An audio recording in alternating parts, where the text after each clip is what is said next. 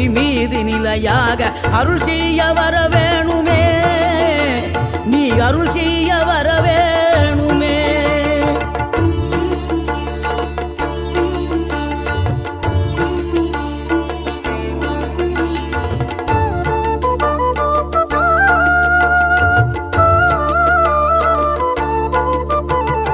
இகழ்தலையும் புகழ்தலையும் ஒரு முகமாய் கருதும்படி செவி உரைத்த முத்து குமரன், நீ வறுமையையும் வளமையையும் சமநிலையை உணரும்படி மதி கொடுத்த செல்வ குமரன்.